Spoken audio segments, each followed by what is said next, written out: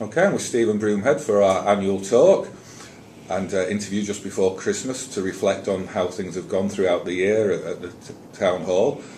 Obviously the breaking news at the moment is the fact that you've taken on the role permanently. And what are your thoughts on that? Well, Gary, thanks. I've taken the job permanently. I'm very pleased about that. I'm passionate about Warrington. I'm passionate about the council and what we do in terms of providing the best quality services we possibly can for our citizens. It's not easy. We're having to face budget cuts and budget changes, and stretching the Warrington pound becomes an ever increasingly difficult task, but we'll do our best with the people of Warrington to deliver those services, and so I'm very pleased to be back here doing the job now on a permanent basis. You've mentioned those budget cuts. I mean, the Town Hall has faced budget cuts year on year for the past few years. I mean, how much more money do you have to save? It's getting to the point where all the low-hanging fruit has gone, and now looking at a rather bare tree, which is a bit sad at Christmas. And we are looking at some services now which we want to protect, particularly protecting the vulnerable. But some services may have to change in the way we deliver or the frequency of those services, or some services may disappear over a period of time. So it really is tough times here in terms of council provision, but it's important. We don't know the cost of everything and the value of nothing, and we remain to be very ambitious for the town, particularly in terms of its economy, what we can do to support our citizens. You've mentioned the economy there. We seem to be getting mixed messages about the economy, because over the years we've talked about the Omega site and the struggle to get that going. Over the last 12, 18 months that's really kick-started, and the new businesses going on there generating employment. And then just down the road at Birchwood we hear about Hewlett-Packard laying up to 500 people off. So is the economy good in Warrington, or is it not as good as it could be? Overall, there's strong confidence about the economy in Warrington. It's a £4.8 billion economy. It's been growing year on year.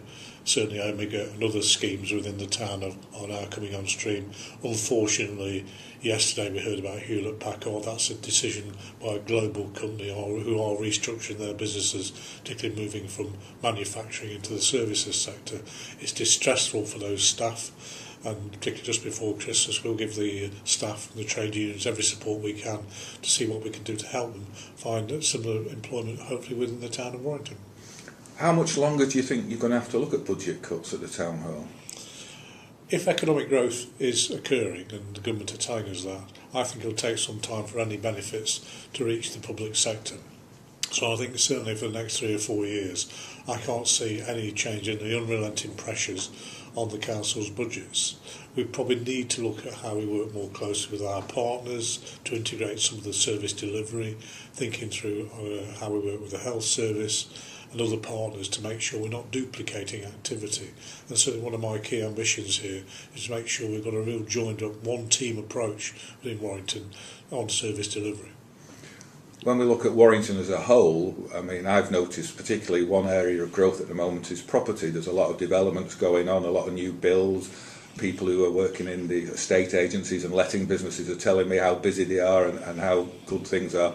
Does that not put a lot more money in the budget for you, with all the new council taxpayers moving in and things like that? Well, the way the system actually works, Gary, it takes some time for that to happen, but we never get the full benefit of an increasing number of people who are moving into Warrington in terms of new accommodation.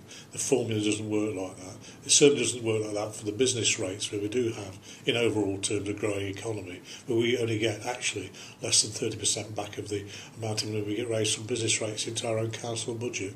We are penalised and short-changed by formulas over the years in terms of the overall monies that we have at our disposal at the council. Going on about the redevelopment, one of the other big issues I've personally been involved in is the development on Bridge Street.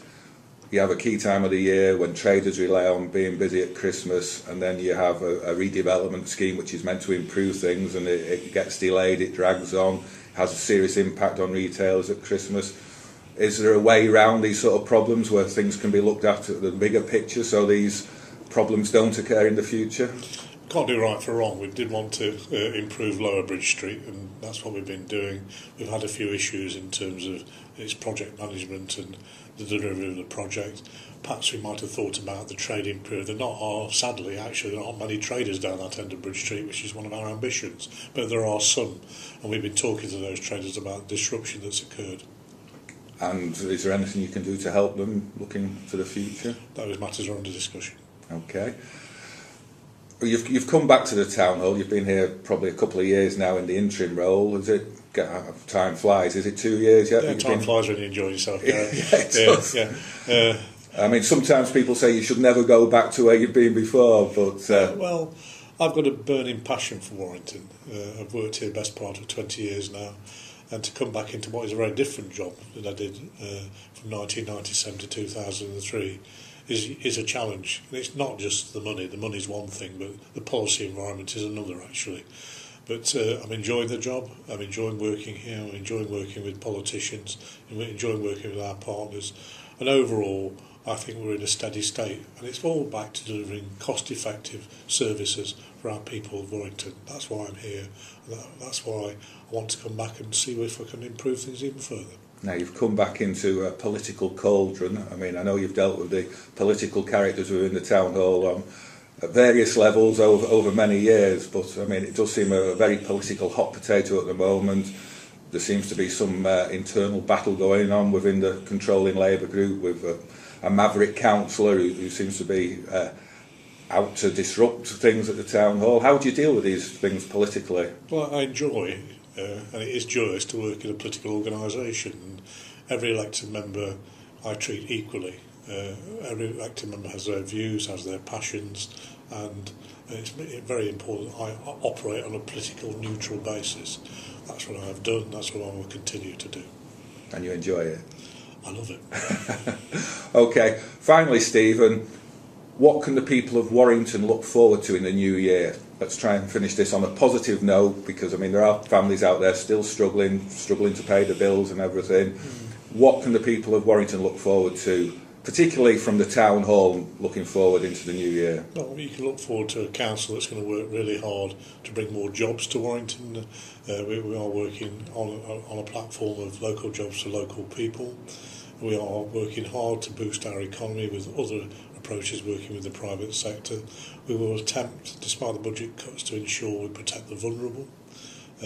And of course, we will continue to deliver, to the best of our ability, good quality services. Sometimes I get complaints about our services. Every complaint I take very, very seriously. It's an opportunity for improvement. But overall, I want to ensure we have a steady state council, one that's committed to continuous improvement, and one that delivers good quality services.